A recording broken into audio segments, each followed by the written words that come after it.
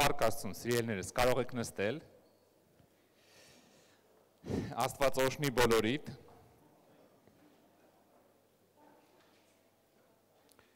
Ես ողջունում եմ նաև բոլոր նրանց, ովքեր մեզ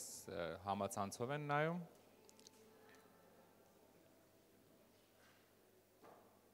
Կամ էլ դա կարակ հետո իրանց ասեք։ Մի երկու բառով ասեմ, խենք այսօր ստե, մենակ այսօր աստեղ։ Մեր մոտ մի քանի եկեղեցիների միասին աղոթում են, տարին երկու անգամ հավաքվում աղոթում են Իսրայելի համար, Աստծո խոսքն ասում է աղոթեք Իսրայելի համար, որովհետև ճիշտ է, ասենք, մեր ազգը մի քիչ մանավանդ հիմա մի քիչ լավ չի տրամադրված այն առումով, որ այդ ազգը օգնի մեր հակառակորդին, բայց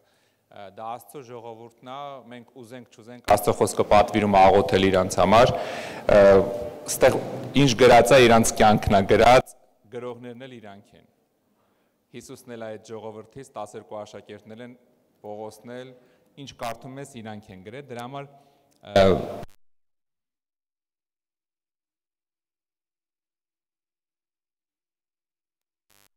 կարիք ունեն, որովհետև Աստծո ժողովուրդն են։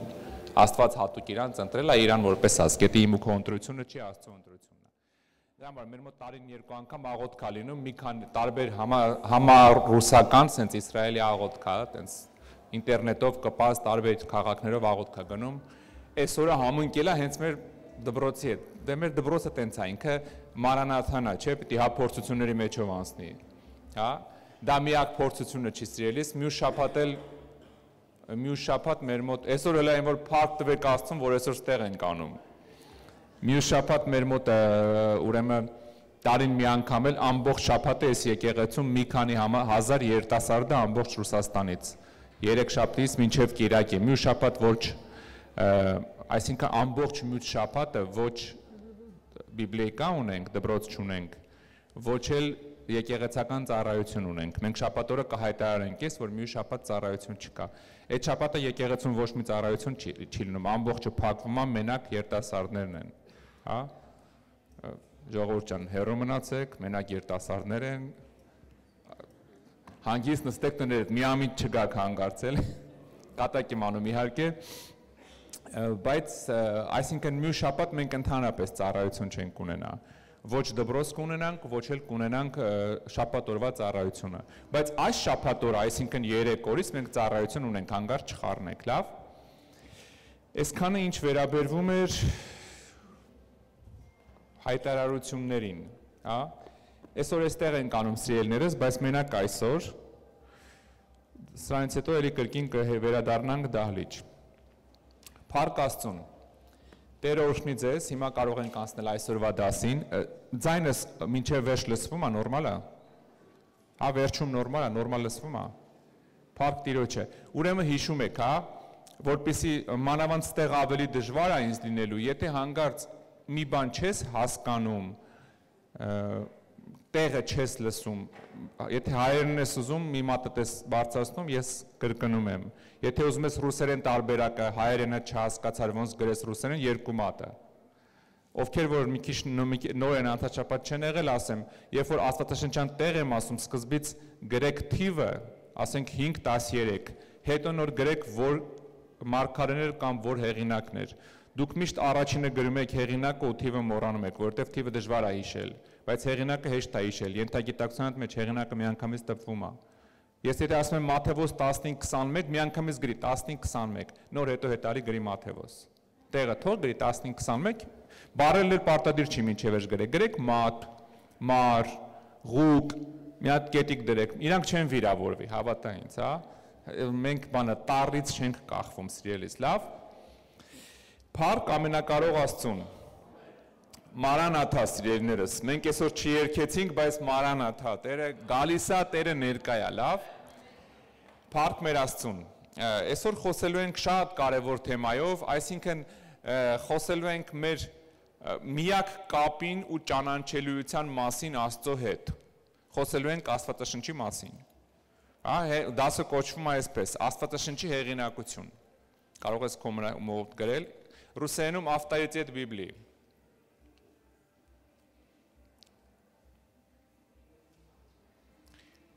Աստվածաշնչի հեղինակություն։ Տեսեք, իմ ձեռքում մի գիրք է, որը որ մեր հիմնական զենքն է, սիրելիս։ Մեր կռվի հիմնական զենքը Աստվածաշունչն է։ Մենք ուրիշ ուղեցույց չունենք կռվելու։ Այստեղից ենք քաղում ամբողջ ինֆորմացիան։ Ոնց կռվենք, ինչ անենք, սա մեր հիմնական ուղեցույցն է։ Դրա համար սա իմ ու քո առաջնային զենքն է ու միշտ մեր հետ պիտի լինի։ Երբ որ Հիսուս ասում էր ինչ ունեք, չունեք, ծախեք զենք առեք, սրա մասին էր խոսքը։ Ոչ թե ավտոմատ առեկը սկսեք իրար կրակել, սրա մասին էր խոսքը։ Ինչ ունես, չունես, ծախի զենք առ։ Դրա համար ինչ առնես, ինչ նվեր ստանաս, աշխատի ոնց լինի, գոնե Աստվածաշնչի գումար ունենաս, որ Աստվածաշունչ առնես։ Լավ։ Փառքասուն ինքը մեր համար փրկարարական օղակ է, բայց մենք խոսալու ենք այսօր շատ խորը, որ հասկանանք, ինքը կարա լինի փրկարար օղակ քո համար, կարա լինի երկաթ, որը որ քեզ ավելի սուզում է ներքև։ Եթե դու զենքը գիտեք, այն ինչ է նշանակում, եթե ճիշտ չես օգտագործում, ինքը քեզ է վնասում։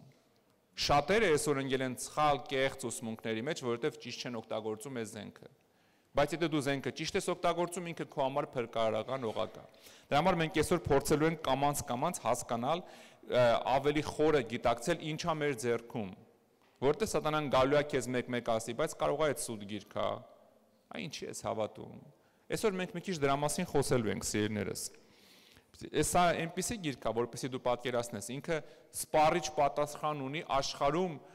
երբևէ ապրած ցանկացած ժամանակվա ցանկացած մարդու համար։ Այս գրքում ամեն ինչի մասին գրած է։ Դու կասես, հա ձեռս iPhone-ի մասին էլ է գրած։ Հա։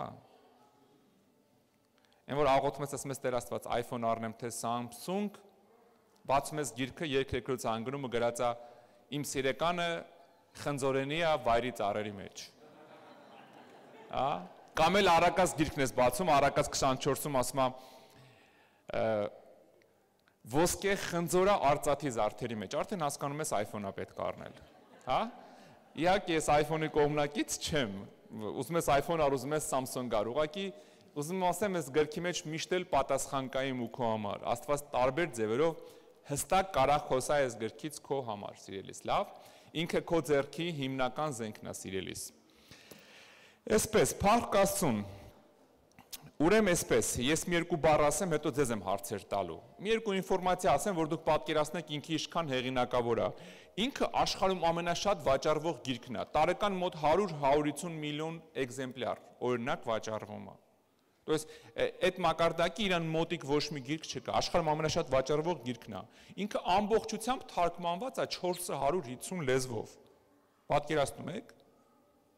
Ամբողջությամբ թարգմանված է։ Մասնակի թարգմանված է մոտ 2500 լեզվով ու բարբառով։ Մասնակի, այսինքն հատված, նոր կտակարանական ինչ որ մի գիրքը։ Պատկերացնում եք ինքը ամբողջ աշխարհում տարածված գիրք է։ Ամեն։ Ամբողջ աշխարհում տարածված գիրք է։ Հիմա ես ուզում եմ մի քանի հարց տամ, մենք Մարանաթայում ենք, դուք դպրոց չեք եկել, մենք հիշում ենք, հա, իրար հետ անցնում ենք այս ամեն ինչը, հա։ Մի քանի հարց տամ, ուզում եմ ակտիվ լինեք։ Օրինակ առաջի հարցն եմ ուզում տամ։ Ինչ կարծիք եք, կա ինչ որ ուժ իշխանություն էս գրքի մեջ։ Հա, կա իշխանություն։ Համաձայն եք։ Օրինակ ես մի պատմություն եմ լսել, որ մի հատ նարկոտիկ վաճառողի ասված նոր կտակարան են նվիրում, փողոցում որ բաժանում են։ Ինքը վերցնում է, ասում է դե տալիս են վերցնեմ, էլի։ Տանում է ճամփին ուզում է գցի, ասում է լավ, ինչի գցեմ մեջը, ասում է այդ դեղերս կբաժանեմ,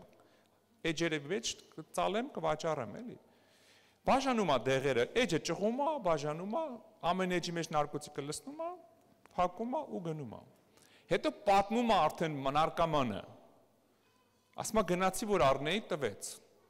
մի իմ բաժինը։ Հեսա ես ասում եմ մի 20 տարվա պատմություն եմ պատմում։ Երբ որ բերում է տուն ես խեղճը բացում է որ այդ իր դեղը բացի եւ օգտագործի, գիտեք որ էջն է ճղածնում նոր կտակարանից այդ վաճառողը։ Բացում է այդ էջը, որ այդ բանանի ու կարդում է Հովանես 3:16-ը։ Եվ Աստված այնպես սիրեց այս աշխարհը, որ իր միածին որդուն տվեց։ Ու այդ նարկոմանը ընկնում չի հասկանում ինչա, զորությունը Տիրոջ իշխանավորեն ընկնում ու սկսում ապաշխարում է։ Հետո ինքն էր վկայում բեմից ոնց է ինքը ապաշխարել։ Այսինքն այս գիրքը ունի զորություն ցանկացած իրավիճակում ինքը իրանը ասելու։ Մի հատ էլ պատմություն պատմեմ, ուրեմն մեկը գնացքի մեջ նստած է ու դիմացը նստած է զինվորական պալկովնիկ։ Սկսում է Հիսուսի մասին խոսալ, այս մարդն ասում է մի խոսա ինձ քո Աստծուց։ Ավելի շատ է սկսում վկայել, ասում է քեզ չասեցի մի խոս, ասում է ինչի, բայց ախր ինքը քո համար մահացել է։ Մի քիչ էլ որ երկար խոսում է, այս պալկովնիկը ոչած ոչ ձախ, Աստվածաշունչը վերցնում է, շպրտում է։ Գնացող գնացքի մեջ ուղակի պատուհանից շպրտում է։ Անցնում է երկար տարիներ, այստեղ են գնում է կոնֆերանս Սիբիրում։ Սիբիրում գնացել է կոնֆերանսի ու մեկը վերականում մի հատ հովիվ վկայում է։ Ասում է ես ուզում եի ինքնասպանել լինեի։ Գնացել էի, որ ինձ գցեի գնացքի տակ, ասի Տեր Աստված, եթե ինձ նշան չտաս, ես ինձ ինքնասպան եմ արել։ Մեկ էլ մի հատ Աստվածաշունչ խփեց գլխիս։ Այստեղ են ասում է որ թվին, երբ, ու երբ որ նկարագրում է, պարզվում է այդ իր Աստվածաշունչն է։ Տեսեք, Աստված կարա ամեն ձևով օգտագործի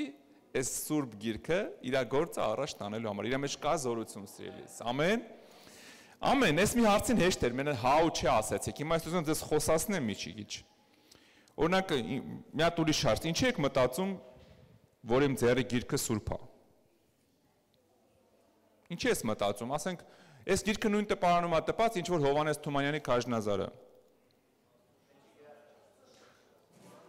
Ձերքերով ով ուզում բան ասի։ Այն քուրիկը առաջինը բարձրացրեց, ահա, հա։ Աստծո շնչով է գրված։ Չէ, նայեք, տեսեք, այս գիրքը տպել է նույն հարբեցող բանվորը, ով որ տպել է Քաջնազարը, ինչի է ինքը սուրբ։ Ասենք պատկերացնում եք, Աստվածաշունչը ասում է, եթե ասենք պիղծ ձեռքով մարդը մի բանի կպել է, ինքը չի կարա սուրբ լինի։ Հին ուխտում տենց է գրած։ Ու Մեհեր ջան, լավ, դու ասա, այնտեղ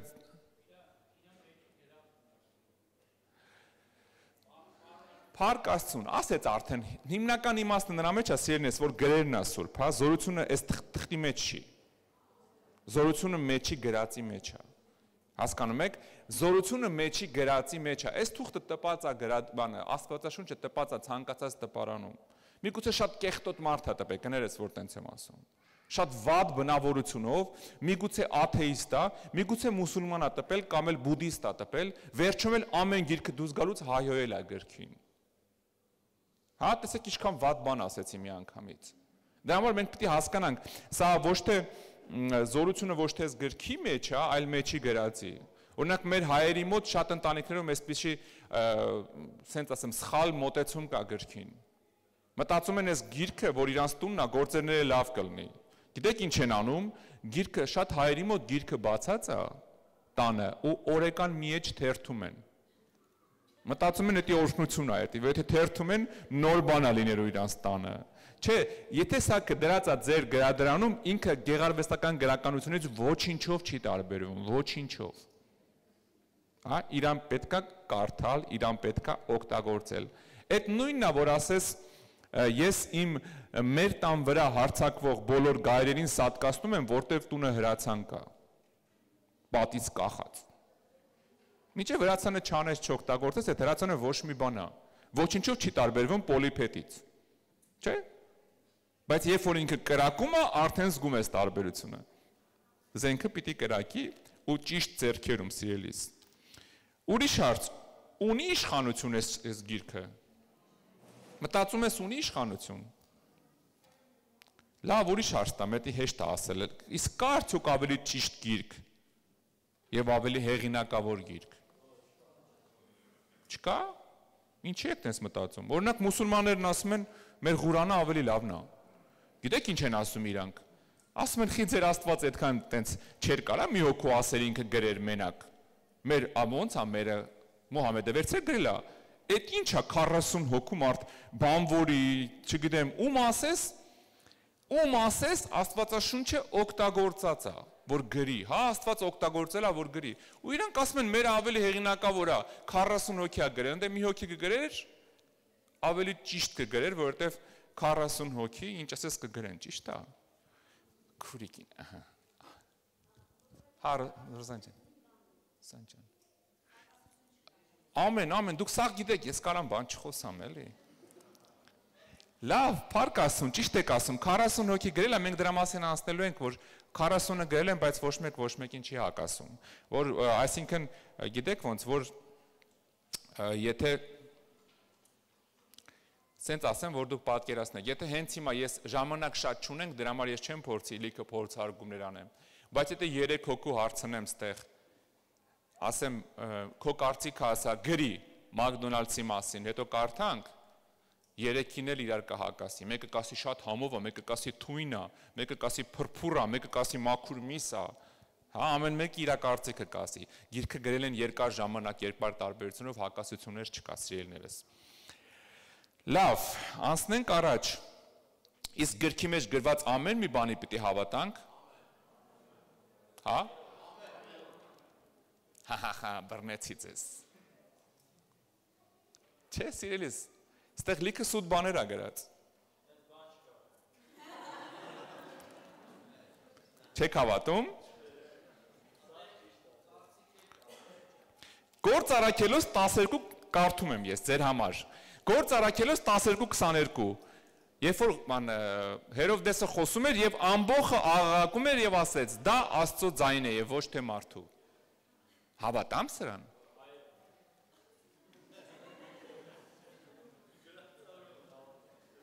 Հոբ 2:9 Հոբի կինն ասում է հայոյի Աստծուն ու մերի։ Հավատամ դրան։ Ուզում եք շարունակեմ լիքը բաներ կարդալ։ Ծննդոցում Սատանան մի քանի ձևով սուտ ասեց Եվային, Եվան հավատաց դրան, ես էլ հավատամ։ Տեսեք, ամեն գրվածի չի, որ ես գրքում պիտի հավատաս։ Սա շատ կարևոր է, որ դու հասկանաս։ Այս գրքի մեջ Սատանան էլ է խոսում, Էշն էլ է խոսում, մարդիկ էլ են խոսում, հա, այս գրքի մեջ շատ բաներ կա, որոնց որ դու չպիտի հավատաս, շատ բաներ գրած է հատուկ նրա համար, որ չանես, չէ՞, օրինակ, արեք վերցնենք Դավիթ թագավորին, Տիրոջը երգում էր, լիքը Սաղմոս էր գրում, անենք թե չանենք, դա վիրահոգնականներից մեկին սպանեց, կնգան վերցեց իրան, անենք թե չանենք,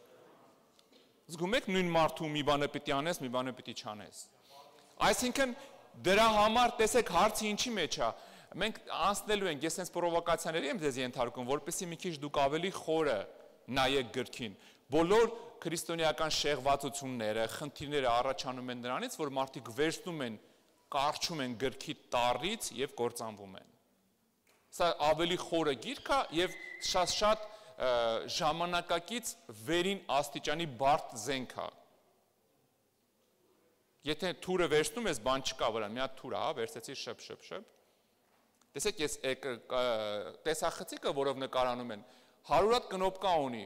մենք 150 մարդ է ստեղ միգուցե ավելի շատ, բայց որ մեկի տանք, վերցնելու եք, պրոստը սենց անեք, երևի մի 4-5 հոգի գիտեն ինչ անեն։ Գիտես, Աստվածաշունչը շատ, միլիարդ անգամ անհամեմատ ավելի խորը գիրք է, որը դու պիտի հասկանաս իր այդ ոնց բարվես, սա այն գիրքը չի, որ վերցնես, այս տողը սենց է գրած, վերցեցինք ու վազեցինք, Հովսեփին սիրում եք, Հովսեփին հիշում եք, չէ, գնաց, տանջվեց, գիտեք ինչ է ասում Հովսեփը, լիքը լավ բաներ է ասել, ճիշտ է, հավատարիմ մնաց Աստծուն, բայց հերիք չի աղբոր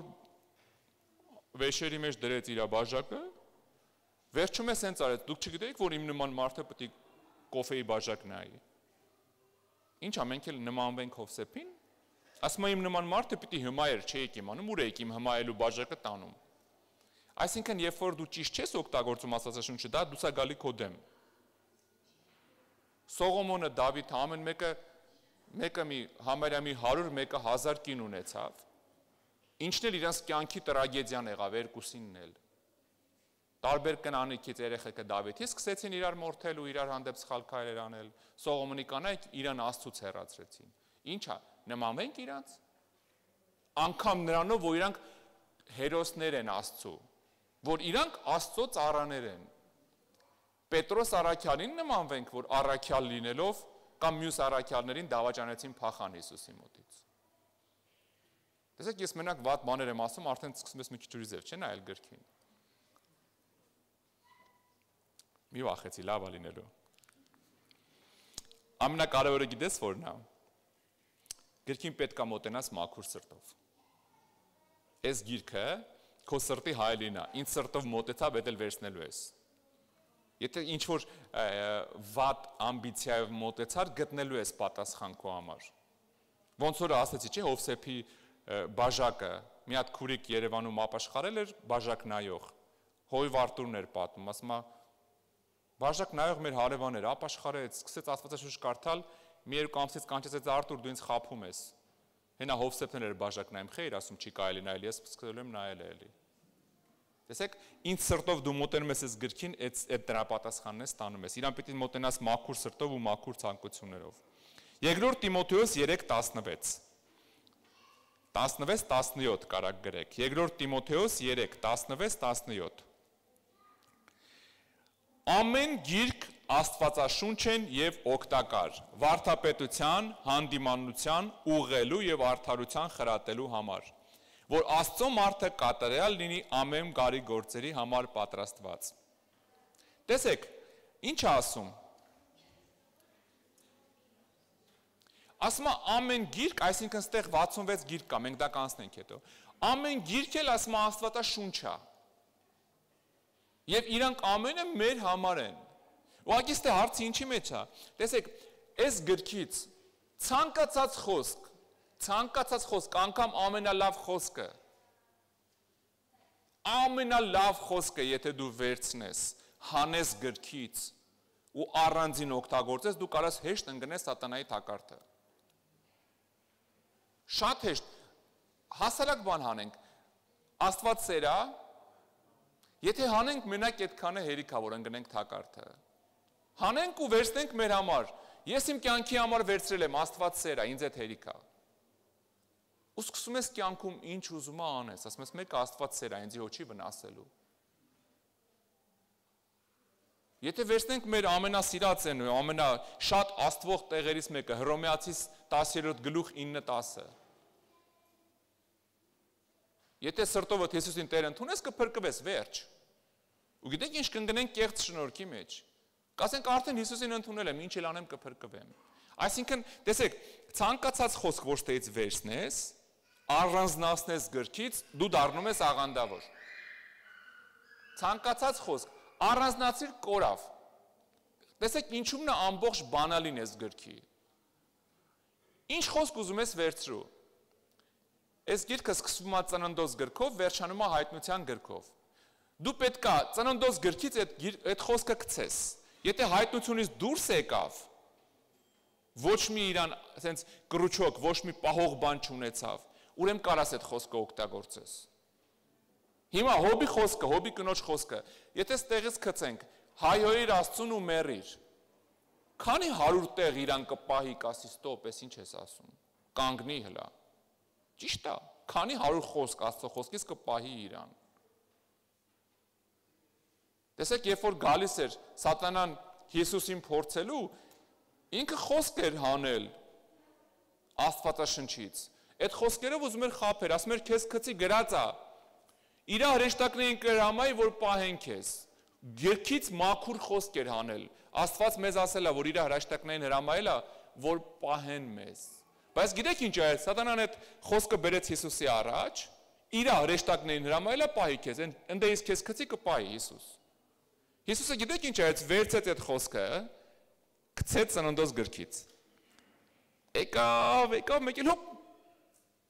Ինչ որ միտեղ մի հատ խոսք բռնեց իրան։ Այդ խոսքի անունը գիտես ոնց էր, մի փորձի քո Տեր Աստծուն։ Այդ խոսքը բռնեց իրան, ասեց թոփ չես կարա տեղ գնաս։ Մինչև ինձ էիր, այստեղ կանգնի արդեն։ Էլ չկարացավ իջնի, որ հայտնությունից դուրս գա։ Եթե դուրս գար, Հիսուսը կօգտագործեր այդ խոսքը։ Դրա համար Հիսուսը ասեց ստոպ, սատանա։ Գրած է, մի փորձի քո Տեր Աստծուն։ Հա, դրա համար ցանկացած խոսք, որ դու ստանում ես, թե ստանում ես խոսք Աստծուց, որ մտածում ես Աստծուց, որ թե ստանում ես գրքի մեջից, թե ինչ որ քարոզիչ մի բան ասեց ինտերնետով կամ բեմից, չգիտեմ, մեկը մի բան ասեց, քեզ կպավ, այնքան կարևոր է դու գիրքը իմանաս, որ վերևից գցես, տնաս ներքևից դուրս գա թե չէ։ Եթե դուրս չեկավ, գործ չունես, դա կործանում է։ Հա։ Փառք Տիրոջը։ Անցնենք արդեն դասին, թե հələ դեռ ոչ։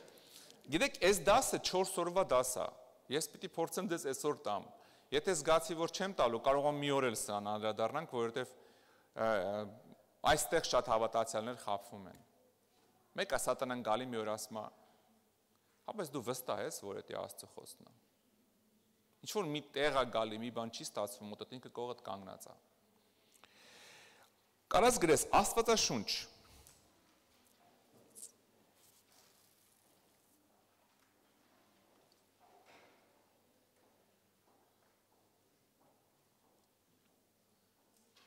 Տեսեք, Աստվածաշունչը մենք առաջի մասը, որ ուսումնասիրելու ենք հիմա, դա Աստվածաշունչը որպես գիրք։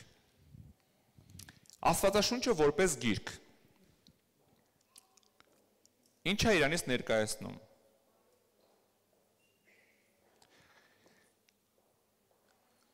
Հայերենում մենք հատուկ կանդրադառնանք, մենք ուրիշ ենք, մենք պիտի տարբերվենք, բայց հիմնականում այդ բառը բոլոր լեզուներում, հիմնական լեզուներով Բիբլիա, Bible, Բիբլիոս բառն է, Բիբլիա ածանցով, հա, այդ բանով, որը որ իր ծագումը գալիս է հունարեն Բիբլիա բառից, որը նշանակում է գրքեր։ Իսկ եզակին Բիբլիոն, ոնց որ եզակի գիրք, բառը Բիբլիոն բառն է։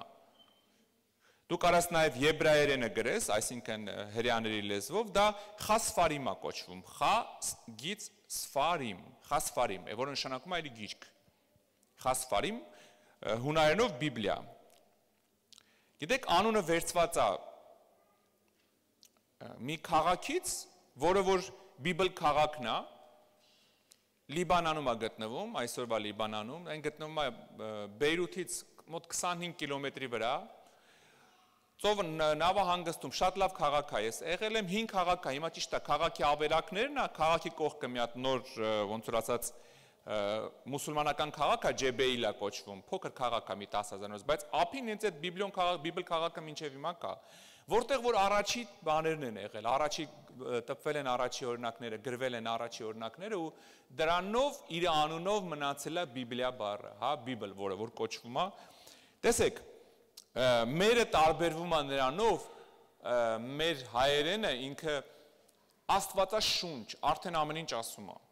Եթե ուրիշ լեզուների պատճառով ես ձեզ պիտի դաս տամ, ինչ է նշանակում ներշնչված լինել գիրքին։ Հայերեն բառը Աստվածաշունչ, այդ ամեն ինչը արդեն ասում է։ Հա, այսինքն Աստվածաշունչ, երբ որ ռուսական դպրոցներում եմ դաս տալի, ես ասում եմ մեր լեզվով, որ թարգմանենք ձեր լեզվով,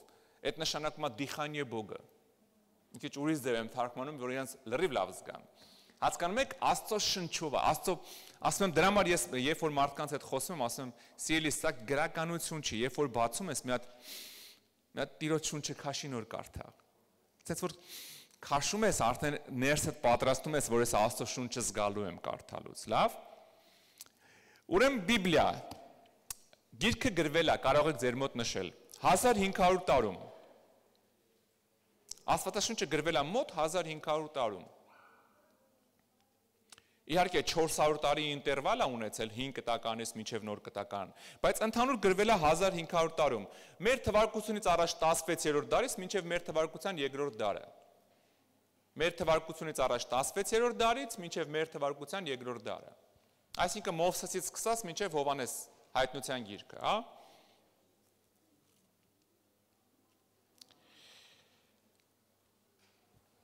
Երկրորդը, ուրեմն առաջինը գիրքը գրվել է 1500 տարում, երկրորդը գրվել է 40+1 հեղինակների կողմից։ Գրվել է 40+1 հեղինակների կողմից։ Այդ մեկը ես եմ ավելացրել, ոչ միտեղ տես բան չեն ասում, դրա համար որ հանկարծ ուրիշ տեղ 40 տեսնես, չասես ես ինչ էր։ Ուրեմն 40 հեղինակները տարբեր մարդիկ են եղել, մեջները թագավոր կա, մեջները կառավարիչ կա, օրինակ Դավիթը թագավոր էր, Եզրասը կառավարիչ, Դանիելը կառավարիչ էր, հա, Պետրոսը ձկնորս էր, Մարկոսը բժիշկ էր, Ամբակումը հողագործ էր, Ամովսը հովիվ էր, Մաթեվոսը մաքսավոր էր, Պողոսը վաբշե փարիսեցի էր, տարբեր մարգարեներ են գրել, զինվորներ են գրել եւ այլը։ Պատկերացնում եք ինչքան խառնիճ աղանց մասսա է գրել։ Գիտնականներ չեն գրել մենակ։ Շատ քիչ ավելին ասեմ, 1-2-ն են եղել կրթված մարդիկ, գիտնական, ցենց ասեմ։ Որ դուք կարդաք մեկ Աստված ասում է գնա գրի, ասում է ես ով եմ նախրջի մարդ եմ, ինչ ես ուզում իցանից։ Հա։ Դրա համար ինքը գրվել է 40+1 հեղինակների կողմից։ Ինչի +1, դա ես եմ ավելացրել այն առումով, որ գրքի մեջ տեղեր կա, որ հենց Աստված է գրել։ Եթե մնացածը Աստծո շնչով է գրած, տեղեր կա, որ ինքը Աստված է գրել հենց։ Դրա համար անարդար կլինի գրքից Աստծո բաժինը հեռացնենք։ Դրա համար ես նշել եմ 40+1, հա։ Դու կարաս նշես քո մոտ 2-րդ Օրինաց 10-րդ գլուխ 4-րդ խոսքը։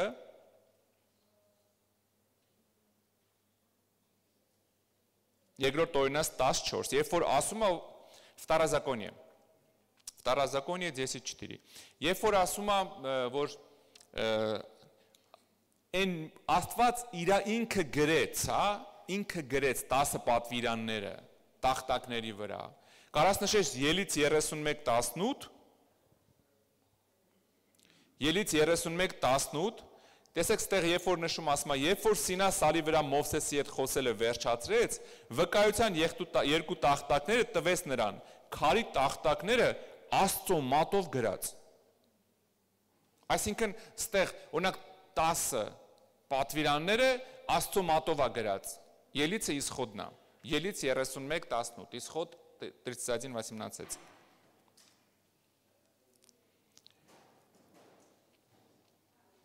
Այսինքն տեսեք, եթե 40 հեղինակները գրեն Աստծով ներշնչված, այնտեղ որտեղ Աստված է գրել, դա ուղղակի արտագրվել է։ Զգում եք, հա տարբերությունը։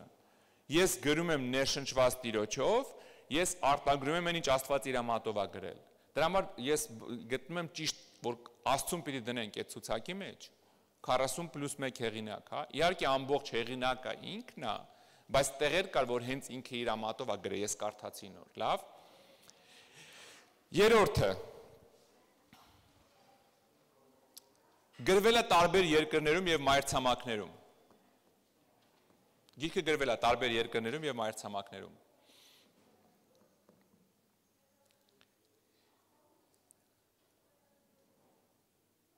Разных странах и материках, а? Ասիա, Աֆրիկա, Եվրոպա, կղզիներ։ Չորրորդը գրվել է տարբեր վայրերում։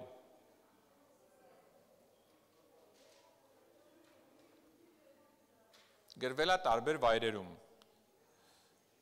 Պալատներում, բանտերում, ճանապարհներին, աքսորներում, Հովանեսը գրեց հայտնության գիրքը։ Գրվել է տարբեր վայրերում։ Ես ուզում եմ դուք պատկերացնեք իր տարատեսակ լինելը, պատկերացրեք, հերիք չի, ինքը տարբեր հեղինակներ, հերիք չի տարբեր երկրներում, հələ տարբեր վայրերում, մեկը բերդում նստած է գրում, մեկը պալատում է գրում եւ այլը։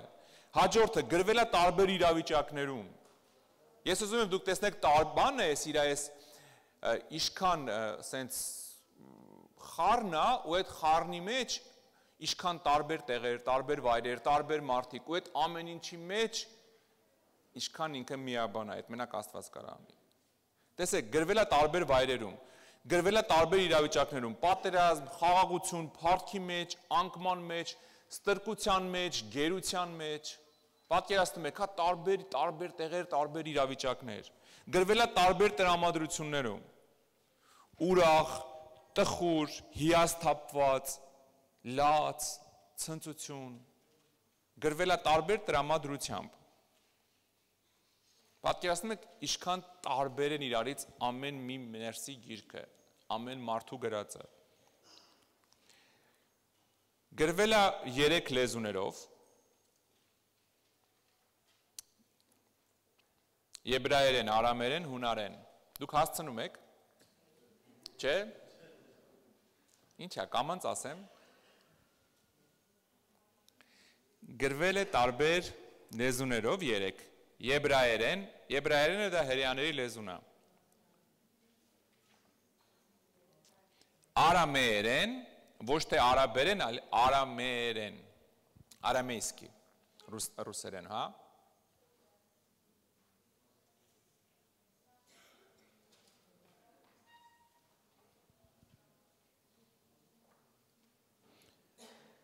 Այս բառը խառնելը իմ ու Աննայի հետ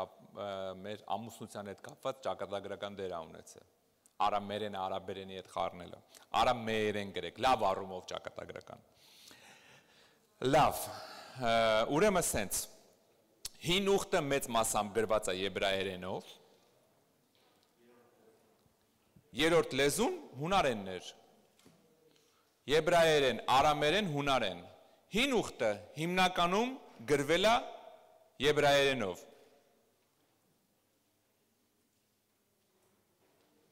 մի թեթև, օրինակ Դանիելը գրած է արամեերենով, եբրայերեն նա իվրիտ է, իվրիտ, տենց կարա գրեք, իվրիտ։ Նոր ուխտը գրվել է հունարենով։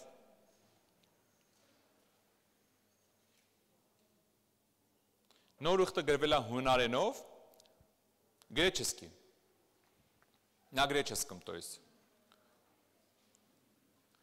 Գիտեք ոնց է կոչվում այդ հունարենը, որով գրվել է նոր ուխտը, կոինո։ Կարաս գրես քո մոտ կոինո, կոինո, 5 տար, հա, կոինո, գիտեք իշն է հետաքրքիր, սա փողոցային հունարենն է, այսինքն փողոցային կիրառական, այն որ մարդիկ փողոցում սենց իրար հետ խոսում են, պատկերացնում եք ամբողջ նոր ուխտը գրված է կիրառական հունարենով, անգամ որը որ այսօրվա հունարենի հիմքն է, հիմա այսօրվա հունարենը դրա հիմքի վրա է սարքված, տեսեք Սեպտուագինտան էլ է գրած կոինոյով, մենք հիմա անցնելու ենք ինչ է Սեպտուագինտան, ուղղակի որ ասեմ, որ հետո հիշեք։ Գրվել է տարբեր առարկաների վրա 8-րդը։ Եթե ինչ որ մեկը չեք հասցնում, օրինակի համար 6-րդը բաց ես թողը։ Դասամիջոցին կողքինիդ հարցրու 6-րդը որն էր։ Լավ, ու նշի քո մոտ։ 8-րդը գրվել է տարբեր առարկաների վրա, на разных предметах։ Տարբեր առարկաների վրա կոպված քարեր, ռուսերենով սկրիժալի, զակալյոնիե սկրիժալի, հա, կավե տախտակներ, գլիննիե սլիտկի, մագաղատների վրա է գրվել, սլիտկի է ռուսերեն նույնպես, պապիրուսների վրա է գրվել, սլիտկի, մագաղատ тоже սլիտկի, պապիրուսի, это ռուսերենով էլ պապիրուսներ, ձեռագրեր, ռուկոպիսի, և ձգված կաշվի վրա, ուխտի կամ այծի ձգված կաշվի վրա է գրվել, ռուսերենով դա անվանվում է պերգամենտ,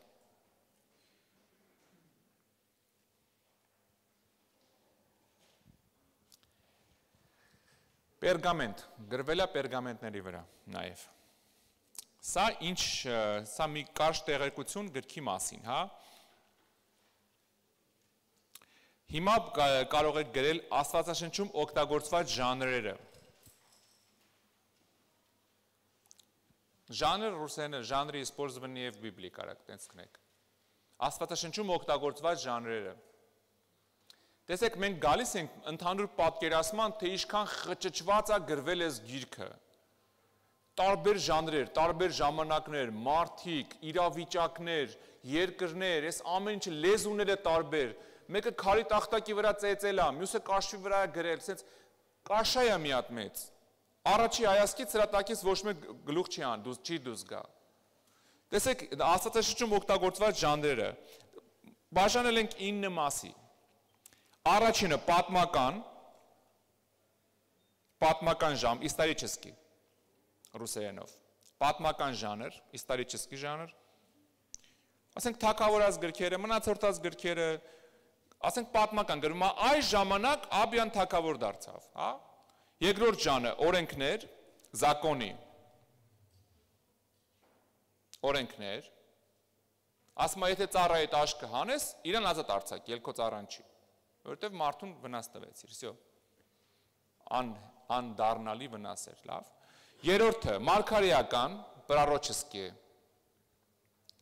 Եսայ, Երեմիա, Դանիել և այլն, այն ժամանակ ասում է Տերը, մարգարեական ժանր, Չորրորդը առակներ եւ իմաստության խոսքեր, առակներ եւ իմաստության խոսքեր։ Притчи и мудрые слова. Слова мудрости, то есть. Առակներ եւ իմաստության խոսքեր։ Օրինակ առակած գրքում ասենք ասում է արդարությունը զոհից լավ է։ Իմաստուն խոսք է, չէ՞, որովհետեւ Աստված ասում է իրավունք եմ ուզում, ոչ թե զոհ։ Հա? Առակներ եւ իմաստուն խոսքեր։ 5-րդը սաղմոսներ, պսալտիր ռուսերենով։ Սաղմոսներ։ 6-ը քնարական ժանր, երկերքոցը։ Սև եմ ես, բայց գեղեցիկ Երուսաղեմի աղջիկներ, հա, Սողոմոնը իրան գովում է, հա, պեսնյա, երկերքոց, պեսնյա, հա, ոնց է գրվում ռուսերենով, 6-ներ, չէ դա, 7-ը նամակներ, պիսմա, նամակներ, ասենք առաքյալների թղթերը, Պողոսը իմ ձեռով գրեցի Փիլիմոն ջանես, քո ստրուկին խնդրում եմ ների, հա, նամակներ, 8-րդը գործեր, ձեյանյա, գործ առաքելոցը, որպես օրինակ, և 9-րդը հայտնություններ, հենց հայտնության գիրքը, Դանիելը և այլն, Ատկրավենյա հայտնություններ, ուրեմն մի հատ նորից ասեմ, դուք նայեք, պատմական, исторический, օրենքներ, զակոնի, մարգարեական, пророчества, առակներ եւ իմաստության խոսքեր, притчи и слова мудрости, սաղմոսներ, պսալտիր, քնարական ժանր, լիրիկա, նամակներ, պիսմա, գործեր, ձիանյա, и հայտնություններ, откровение։ Ամեն, անցնենք առաջ։ Գիտեք, չէ, այս տեմպերով որ գնանք, մենք կարողա մի ամիս ու կես այս գիրքը ուսումնասիրենք, բան չենք վնասվի։ Բայց եկեք նենց անենք, այսօր փորձենք վերջացնենք, եթե հանգարց գամ շատ ենք քիչ գնում, մի շաբաթ էլ, այսինքն մի շաբաթ դաս չունենք, այն մի շաբաթ էլի վերադառնանք գրքին, դա ձեր համար մեծ պլյուս կլինի, որ քննությանը 2 թեմա կտակ, ոչ թե 3։ Աստվածաշնչի կառուցվածքը, ստրուկտուրա Բիբլիի,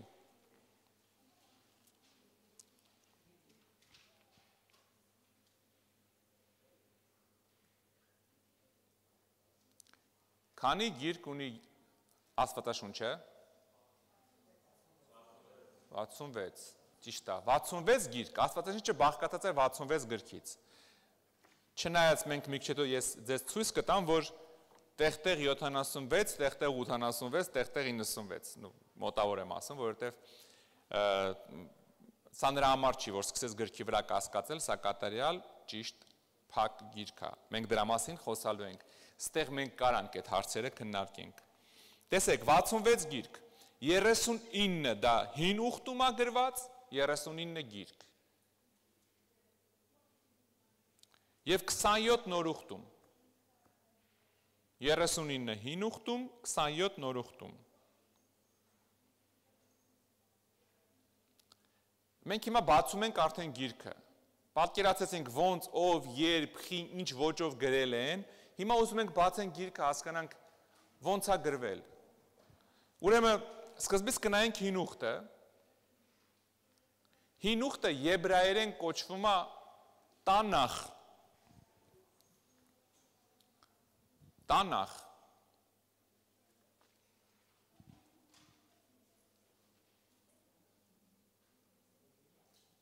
Տանախի, մենք հիմա փորձելու ենք Տանախը բացենք, այսինքն հին ուխտը, այդ 39 գիրքը հասկանանք ինչից է կառուցված։ Առաջին 5 գրքերը, որը որ հրեաների կարելի ասել սրբություն սրբոցն է, կոչվում է Տորա, լսել եք, Տորա, հնգամատյան, պիտի կնիժի ռուսներն ասում են, Տորա, հա, դա հրեաների առաջին 5 գրքերն է, դա Մովսեսի գրքեր են ասում, այն գրքերը, որ Մովսեսն է գրել, առաջի 5 գրքերը, կոչվում է Տորա, կարակ գրեք,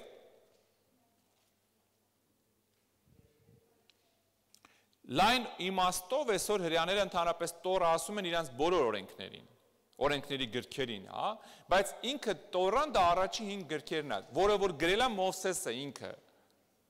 Եվ գիտեք, որպեսզի դուք պատկերացնեք, Մովսեսը ասենք, բա լավ, Մովսեսը որտեղից է վերցրել, որ գրել է։ Տեսեք, մենք չունենք ամբողջ ինֆորմացիան, որտեղից է հասել Մովսեսին այն մասը, որ մինչև Իրան է։ Բայց որպեսզի մենք պատկերացնենք հին աշխարհը, օրինակի համար ձեզ սենց ասեմ, մինչև ջրհեղեղը Նոյի հայրը ինքը տեսել է Ադամին, իրա պապներ, բայց իրանք 900 տարի հետո, երբ որ մինչև Ադամի մահանալը Նոյի հայրը արդեն կար, այն ժամանակ ամեն ինչ, օրինակ որտեղից իմացան Ադամի մեղքը, ամեն ինչ այն ժամանակ թուղթ ու գրիչ չկար, մարդիկ ունեին նախ ֆենոմենալ հիշողություն մինչև ջրհեղեղը, որովհետև հիշում եք, հա, ասում է Ադամը ամեն կենդանու ինչ անուն դրեց, էդ էլ մնաց։ Դու չես կարա 10 կենդանու անուն դնես ու հիշես, չես կարա։ Հենց հիմա որ ձեզ ասեմ 10 կենդանու անուն դրեք, հորինեք անուններ 10 կենդանու, չգրես հանգարց, հորինի ու հիշի։ 10 րոպե հետո հարցնեմ 3-ից ավել երևի չասես, կխճճվես ուղեղիդ մեջ։ Բայց Ադամը բոլոր կենդանիներին գրած է, Աստված բոլոր կենդանիներին բերեց Ադամի մոտ, Ադամը ամեն կենդանու անուն դրեց, հետո էլ գրած է, եւ ինչ անուն որ դրեց, դա էլ եղավ իր անունը։ Պատկերացնում եք ինչ հիշողություն էր։ Որովհետեւ տեսեք, մենք ունենք բոլորս ունենք ուղեղ։ Կներես, բայց դա խայտարակություն է, դա ուղեղ չի։ Գիտես ինչի։ Գիտես նորմալ չի, չէ՞։ Օրինակ նորմալ կլիներ, եղբայրները ինձ լավ կհասկանան։ Նորմալ կլիներ, որ դու ունենաս վերջի մոդելի, ասենք, չգիտեմ, Porsche, ինչ արագ մեքենա, Lamborghini, տենց մի հատ մեքենա, որը որ 300-400-ի տակ գնում է։ Նորմալ կլինի դու ունենաս 400-ի տակ գնացող մեքենա ու մաքսիմումը կարողանաս վարես 5 արագությունով։ Ստեյս մինչև մկատ հասնես, ասենք 4 օրում։ Նորմալ չի, չէ՞։ Եթե դու ունես մեքենա, որ ունի այդ հզորությունը մատորի, ինքը պետք է օգտագործվի։ Տեսեք, մեր ուղեղի մի քանի 2-3%-ն ենք օգտագործում։ Հանճարները մի 2% ավել։ Բայց այդ ուղեղը, որ Աստված տվել է, օգտագործող ուղեղել է, հավատա ինձ։ Այն որ ամեն ինչ փոխվել է, դա դեռ չի նշանակում, որ այս ուղեղը չի օգտագործվել։ Աստված զապասով մեզ ուղեղ է տվել, որ 3%-ը օգտագործենք։ Մինչև ջրհեղեղը մարդիկ օգտագործել են իրենց ուղեղները։ Մարդիկ այնպիսի բաներ են սարքել, որ ես ինքս անձամբ ձեզ վկայեմ, որ այսօր կեղծարարները ոնց ուզում են հասարակ նետասլակը ստանան օբսիդիանից, այն մարդ լավ չի ստացվում մոտները։ 5000 տարի առաջվա մարդը, որովհետև իր եզրերը ստանում են ջարդելով։ Պուճուր այսքան ապօկունման բան է, ոնց խփում ես փշրվում է։ Իր ամբողջ եզրերը պուճուր սուր բաներ ասենց։ Մարդիկ փորձում են չեն կարող ստանան, այն ժամանակ ստացել են։ Այսինքն մարդու ուղեղը այն ժամանակ կիսակապիկ տեսք չի ունեցել մարդը, ոնց որ ուզում են մեզ համոզեն, հա։ Մարդու ուղեղը աշխատել է շատ ավելի լավ, քան ստեյմուքո ուղեղը։ Այն որ փակվել է կամանց մեղքի հետևանքով, դա ավելի։ Դե թողեք խոսանք, էլի։ Ես հələ նոր նախաբանի մեջ եմ։ Լավ, Աստված օրհնի ձեզ ընդմիջում։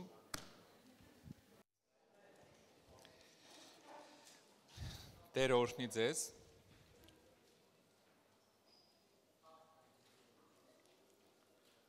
Վերջից բողոքներ չկան ձայնի,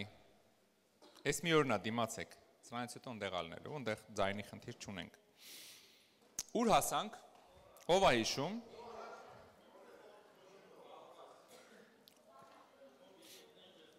շնորհակալություն,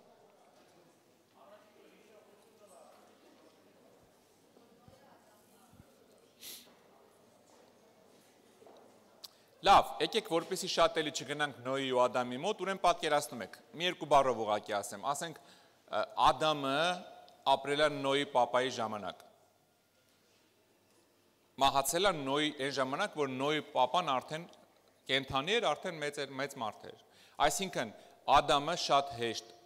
որպես պերվայի ստոշնիկ, կարար ամեն ինչը փոխանցեր Նոյի պապային։ Նոյի պապան Նոյին բնականաբար։ То есть 2-3 ձայնով փոփոխվելով արդեն եկել է մեր ժամանակները։ Ասում են Մովսեսը ունեցել է քարի վրա գրած լիքը բաներ, որոնցից օգտվել է։ Մեր համար դա էական չի։ Մենք մի բան գիտենք, որ այդ ամեն ինչը Տիրոջ հսկողության տակ է եղել։ Ու եկե հասել է մեզ։ Լավ, այսինքն մենք չենք կարող հիմա այսօր ուսումնասիրենք շատ բաներ մենք այդ մասին ենք խոսանք։ Բիբլիայում Աստվածաշնչում գրված չի։ Բայց եթե գրված չի, դա չի նշանակում, որ դա խնդիր է։ Օրինակ գրած չի Հիսուսը երեխա ժամանակից մինչև 30 տարեկան ինչով էր զբաղված։ Հա, պատկերացրիք, չէ՞, որովհետև եթե մենակ Աստվածաշունչը ասում է, մենակ Հիսուսի հրաշքները գրեին, սաղ աշխարհի գրքերը տեղ չեր անի։ Դրա համար ասենք ամեն հարցի պատասխան չի, որ դու ունես գրած հատիկ, բաներ կա, որ մենք վերցնում ենք որպես փաստ եւ վերջ։ Լավ։ Ուրեմն առաջինը Տորա, առաջի 5 գրքերը հին ուխտում կոչվում են Տորա։ Հետո մի մասը կոչվում է պատմական գրքեր։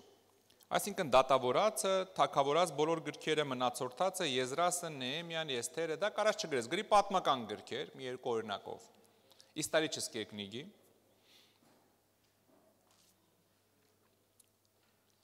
Հոբից սկսած մինչև երկերքոց կոչվում է երրորդը իմաստության կամ բանաստեղծական գրքեր։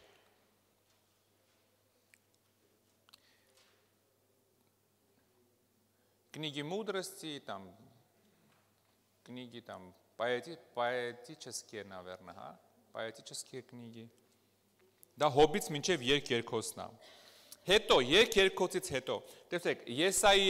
Եսայից մինչև Դանիել կոչվում են մեծ մարգարեներ, большие пророки։ Մեծ մարգարեներ 4-ը, հա, կոչվում են մեծ մարգարեներ, ոմանք Դանիելին փոքրերի մեջ են գրում, ոմանք մեծերի։ Սա էական չի, մենք ուղղակի կառուցվածքն ենք նայում, մոտավոր, որ պատկերացնենք, ամենահեշտ կառուցվածքի ձևն ենք վերցրել, որ հեշտ հասկանանք, հա։ Մեծ մարգարեներ, 5-րդ մասը փոքր մարգարեներ։ Այսինքն Օվսեից մինչև Մաղաքիա, մինչև արդեն նոր կտակարան, այդ մասի մարգարեները մենք կոչում ենք փոքր մարգարեներ։ Մեծ մարգարեներ, փոքր մարգարեներ։ Նորից կրկնում եմ։ Տորա առաջինը, երկրորդը պատմական գրքեր, երրորդը իմաստության բանաստեղծական գրքեր, չորրորդը մեծ մարգարեներ, 5-րդը փոքր մարգարեներ։ Հրեաները ընդհանրապես 3 մասի են բաժանում։ Հա, մենք բաժանում ենք 5 մասի, հրեաները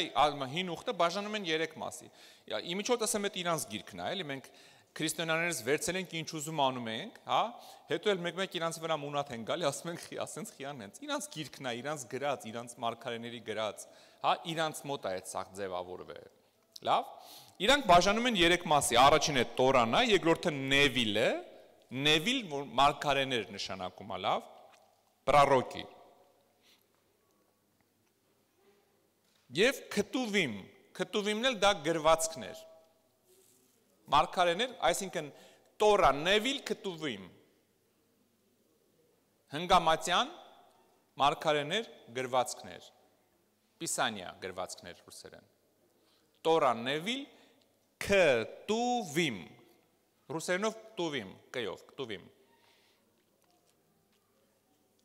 Գրվածքներն էլ ասենք ժողովող, երկերքոց, հոբ, հռութ եւ այլը։ Դե չմանրամասնենք այս ամենը։ Տեսեք, համարվում է, որ հին ուխտը ամբողջ հին կտակարանի այդ բոլոր մեր գրքերը, որ մենք ունենք, համարվում է, որ գրքերը հավաքվել են ներշնչված դպիր Եզրայի կողմից 450 թվին մեր թվարկությունից առաջ։ Դպիր Եզրայի կողմից, այսինքն հին ուխտը մինչև նոր կտակարան հավաքել է իրար վրա ներշնչված դպիր Եզրան 450 թվին, սա այն Եզրան չի, որը որ մենք գիրքը ունենք մարգարեն բանի մեջ,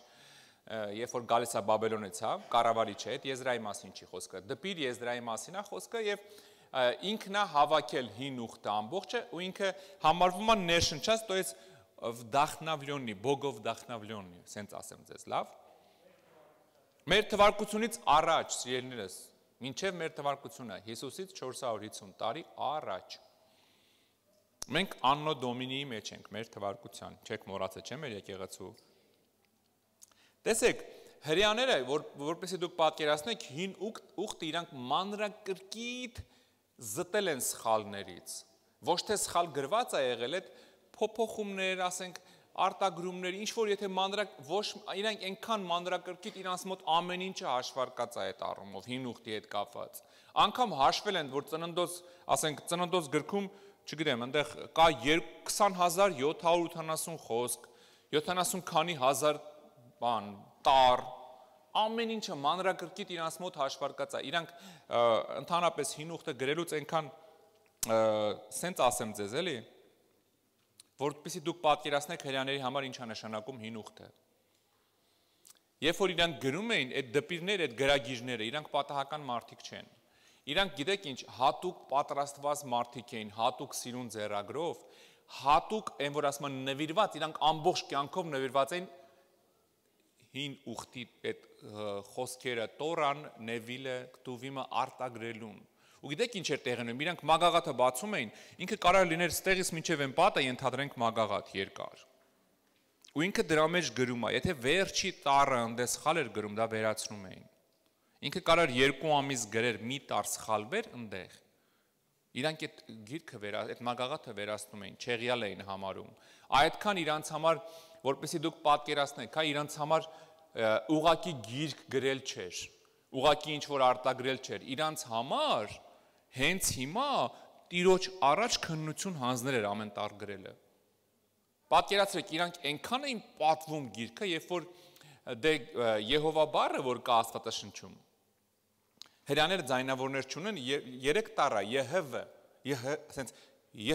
շնչառական տառերը, ԵՀՎ, այդ մենք ենք բառեր գնում, Եհովա, ասենք, ամեն տարբեր երկրներ, տարբեր տառեր են դնում անգամ, հա, իրականում այդ ԵՀՎ-ն ունենք, ոչ մեկ իրական անունը չունի և դա շատ լավ է, որովհետև այսօր վկաները պղծել են այդ անունը,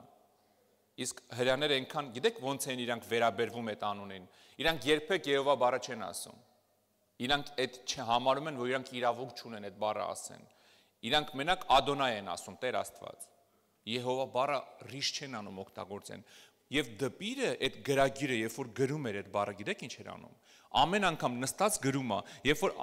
հասնում էր այն տեղին, որ պետք է գրեր, օրինակ, այսպես է ասում Եհովա Աստվածը, գրում էր, այսպես է ասում, Եհովա բառին հենց հասնում էր գրիչը դնում էր, գնում էր կողքի սենյակ, հագնում էր տոնական շորերը իր, հատուկ պատրաստված այդ բառի համար, գալի գրում էր ԵՀՎ, գնում հետ էր փոխվում, գալի շարունակում էր գրելը։ Ամեն անգամ, եթե մի բառակապ, մի, ասենք, նամակի մեջ, մի, չգիտեմ, մի էջի մեջ 30 անգամ Եհովա բառը գրած էր, ինքը 30 անգամ փոխվում էր։ Այդքան իրանք պատվում էին, իրանք այդքան հարգանքով էին։ Այսօր որոշ կազմակերպությունների պատճառով մատի փաթաթան են սարքի այդ անունը, բայց փառք Աստծո, որ իսկ կանոնը ոչ մեկ չգիտի։ Որովհետև մենք չգիտենք ինչ ձայնավորներ է եղել, չի պահպանվել։ Հրեաները իրանց լեզուն վերականգնել են մի 120 տարի առաջ ընդամենը։ Հա, իրանք լեզուն էլ նորմալ չունեին պահպանված։ Դրա համար այդ բառը չի պահպանվել, որ ինչ որ մեկը կարողանա պղծի այսօր, հա, այդ անունը դարձնի մատի փաթաթան ու ժողովուրդն էլ այդ մարդկանց վիրավորի այդ անունով։ Անցնենք առաջ, լավ, շատ չանցնենք, շատ չգնանք բանի մեջ, տեսեք, 39 գիրք, հա, 39 գիրք, բողոքական եկեղեցիները, մեր եկեղեցիները և հրեաները ընդունում են այդ 39 գիրքը և համարում են կանոն, կանոն էդի հենց բառը կանոն է, ոչ թե հայերեն կանոն, մենք այդ արտագրել ենք որպես բառ, համարվում է կանոն, ռուսերեն էլ է հնչում կանոն, ինչ է իրանից ներկայացնում կանոն բառը, հա, մենք դրա մասին կանցնենք, հիմա տեսեք կանոնի մասին խոսալուց, հրեաները անվանում են կանոն, ուրեմն մենք բողոքականներս անվանում ենք կանոն 39 գիրքը, բայց տարբեր հարանվանություններ տարբեր ձևի գրքեր են ընդունում, բացի կանոնից, սա չի նշանակում, որ, տեսեք, բոլորը ընդունում են այդ 39 գիրքը, որ մենք ընդունում ենք, 39-ին պլյուս 27 մեր մոտ դառնում է 66 գիրքը, ինչի մասին մենք խոսացինք, նոր կտակարանը, բայց դուք կարդացել եք տարբեր աստվածաշունչներ, որտեղ գրած է առաջի Մագբայեցիս, Տուբիթ, ես իմ, չգիտեմ, ես ինչի թուղթը, այն ինչի, որը որ կանոնից դուրս է, մենք անվանում ենք դրանք կանոնից դուրս գրքեր։ Ես մի հատ ցուցակ ունեմ, ես հերվից ուղղակի ձեզ ցույց տամ, տեսեք,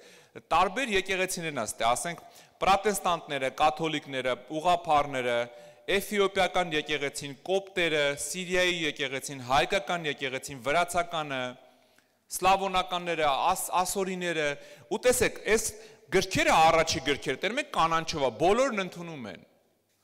Բայց տարբեր եկեղեցիներ ունեն ավելացրած գրքեր, որ իրանք ընդունում են կանոնի մեջ, բայց իրանք կանոնից դուրս են։ Օրինակ տեսնում եք արդեն այն կարմիրները ավելացրած գրքերն է, որը որ կանոնի մեջ չկա, որ իրանք ընդունում են տարբեր եկեղեցիներ։ Եթե ցեն շարունակեմ, տեսեք այդ բաները, գույները կշատանա։ Տեսեք հիմա ավելի շատ կարմրեց։ Այստեղ ասենք կան օրինակ Սաղմոս 151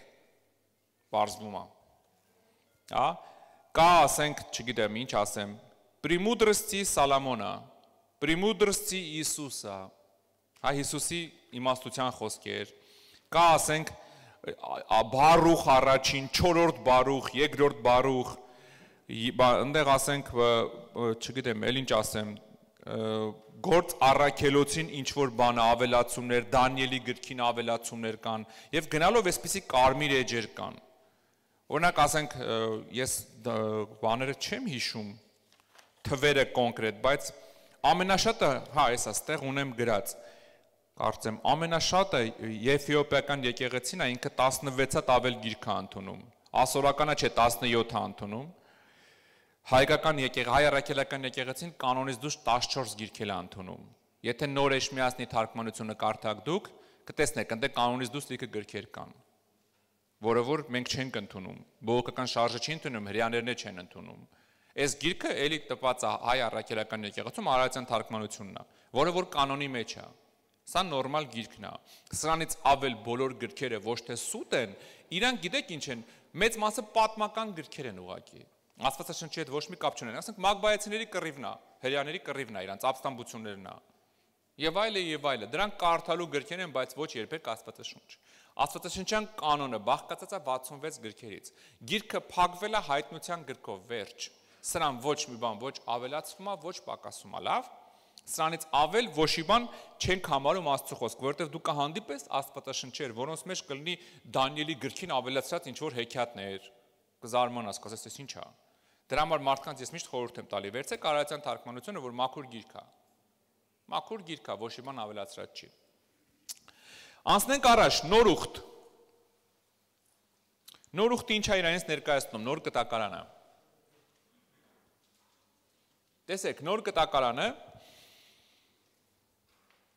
ինքը բաժանված է 3 մասի։ Առաջինը պատմական բաժին,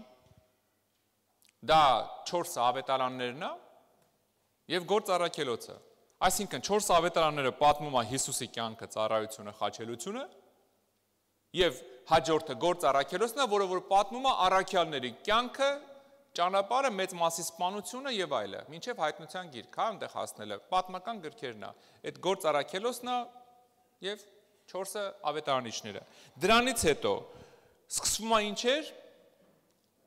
ուսմունքներ երկրորդը։ Ուսմունքները դրանք Պողոս առաքյալի թղթերն է 13 հատ ու մնացած թղթերը 8-ը։ Պետրոսի թղթերը, Հակոբոսի թղթերը, Հովհաննեսի թղթը եւ այլը։ Այսինքն պատմական ուսմունքներ եւ երրորդը հայտնություն։ Հայտնության գիրքը, հա։ Բոլորը իրար հետ մենք ունենք ստեղ 27 գիրք եւ ունենք հին ուխտում 39 գիրք։ Բոլորը իրար հետ կազմում է մեր Աստվածաշունչը 66 գիրք։ Ամեն։ Փառք Աստծուն, գիրքը բաժանվել է գլուխների 13-րդ դարում, կարակ գրեք։ Աստվածաշունչը բաժանվել է գլուխների 13-րդ դարում։ Առաջ ուղակի կարդում էին։ Հիսուսը որ բացեց Եսայի մարգարեությունը, չբացեց Եսայի 51-րդ կամ 53-րդ կամ եսի միջ գլուխը ու սկսեր կարդալ։ Ինքը բացում էր Եսայի մարգարեությունը, որը որ համարակալած չէր։ Ամբողջ գիրքը մի հատ գիրք էր։ Բայց 13-րդ դարում կարակ գրեք, Ստեփան Լենգտոնի կողմից գիրքը բաժանվել է գլուխների, գլավաների ռուսերենով, հա։ Այսինքն, ասենք Մաթեոսը ունի 28 գլուխ։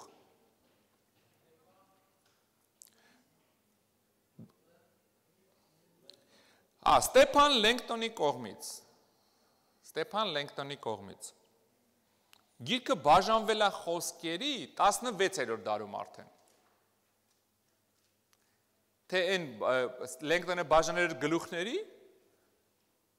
16-րդ դարում էլ արդեն Ռոբերտ Էթենը ինքը բաժանում է խոսքերի։ Այսինքն մենք ասում ենք Գլուխ 28-13 խոսքը ավելի հեշտ դարձնելու համար, որպեսզի մարդիկ կանան ավելի հեշտ բացեն կարդան, ինքն էլ բաժանել է խոսքերի, դա 1560 թվին է տեղի ունեցել Ռոբերտ Էթենի կողմից։ Էթեն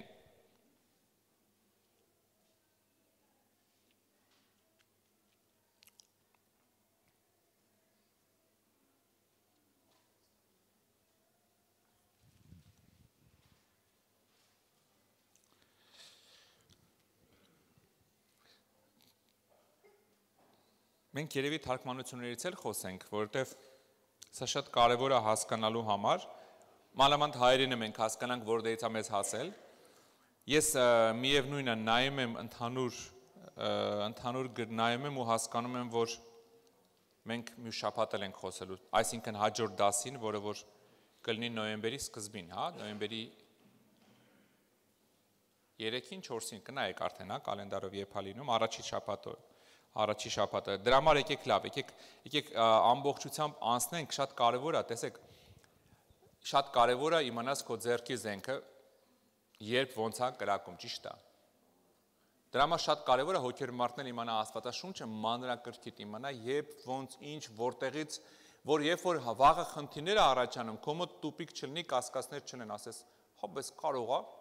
չկա կարող է այս գրքի հետ, մենք դրա համար ամեն ինչը կանցնենք, որ այդ կարողաները հեռանան լավ։ Թարգմանություններ, ուրեմն կարող ես գրել 3 տիպի սկզբնաղբյուր։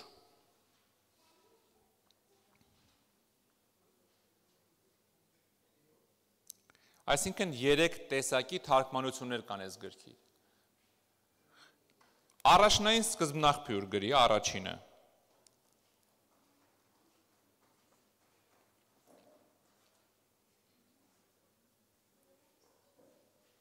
Տեսեք, առաջնային սկզբնաղբյուրներ մենք ունենք 2 տեսակի թարգմանություն։ Այս գրքերը, որ բացում եք ցանկացած գիրք, օրինակ հայերենում ինչ է գրած, հույն եւ եբրայերեն բնագրերից թարգմանված, ճիշտ է։ Ընդ նշած է ինչ սկզբնաղբյուր է օգտագործած։ Մենք ունենք առաջնային սկզբնաղբյուրեր, այսինքն թարգմանության առաջնային սկզբնաղբյուրը երկուսն է, դրանցից մեկի անունը Սեպտուագինտա է։ Սեպտուագինտա։ Սեպտուագինտա։ Հունարենով նշանակում է 70։ Սեպտուագինտա։ Սեպտուագինտա։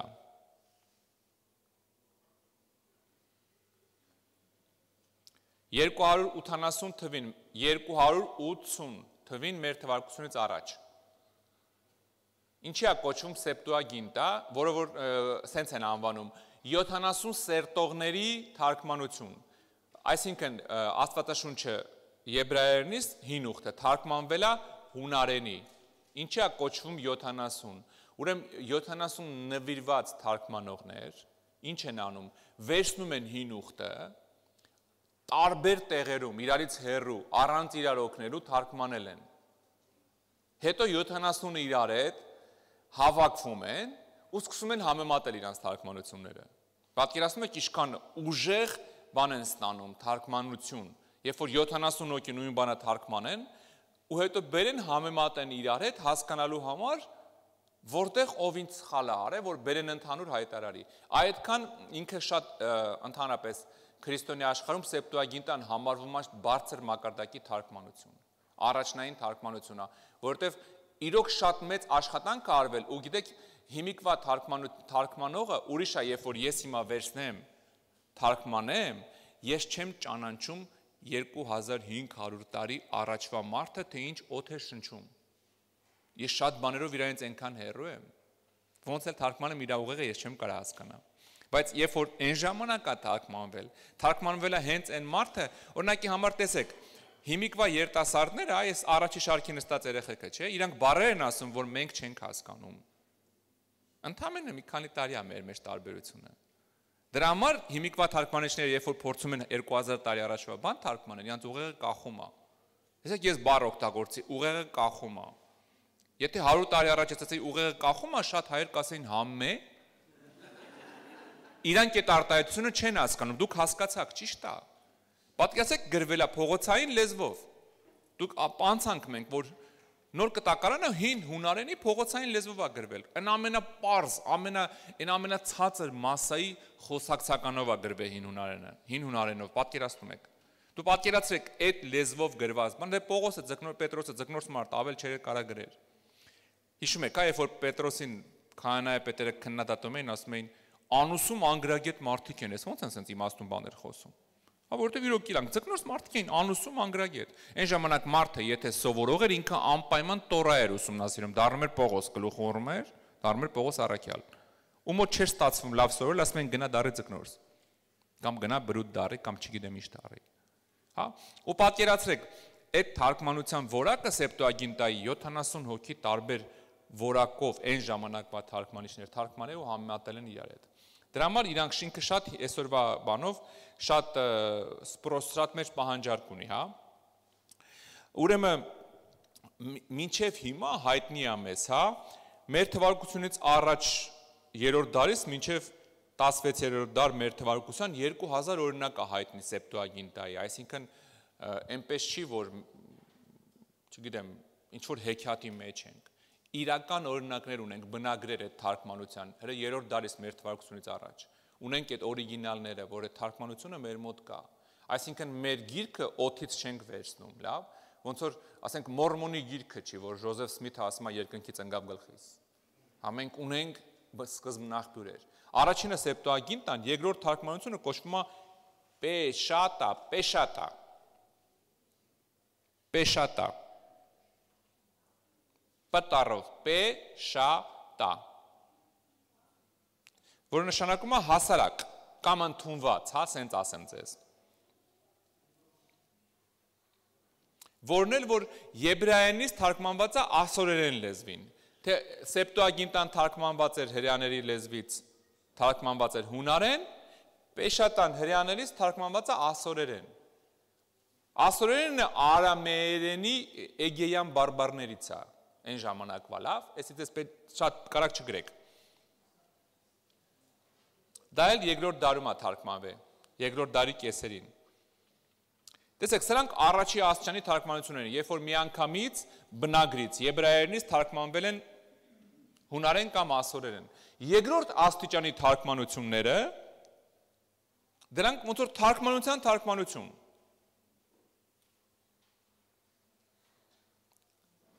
Որոնցից մեկը Աստվածաշունչն է։ Կոչվում է Աստվածաշունչ։ Տեսեք, հայերին հասկանալի է, բայց եթե ռուսներին եմ ես դաս տալիս, ոնց որ ասում եմ Պեշատա, նենց էլ ասում եմ գրեք Աստվածաշունչ, որովհետև այս գիրքը կոչվում է Աստվածաշունչ։ Թարգմանությունն է կոչվում Աստվածաշունչ։ Հասա երկրորդական թարգմանությունից թարգմանությունն է, երկրորդ մակարդակի թարգմանությունն է, որը որ արել է, այդ կարակ գրեք, կարակ չգրեք, 405 թվին Մեսրոպ Մաշտոցը, թարգմանել է Սեպտուագինտայից ու Պեշատայից, այդ երկուսից։ Մեսրոպ Մաշտոցը եբրայերենից չի թարգմանել, ինքը վերցրել է հունարեն Սեպտուագինտան, վերցրել է ասորական Պեշատան, երկուսից իրար հետ թարգմանել է, ունենք մեր Աստվածաշունչը,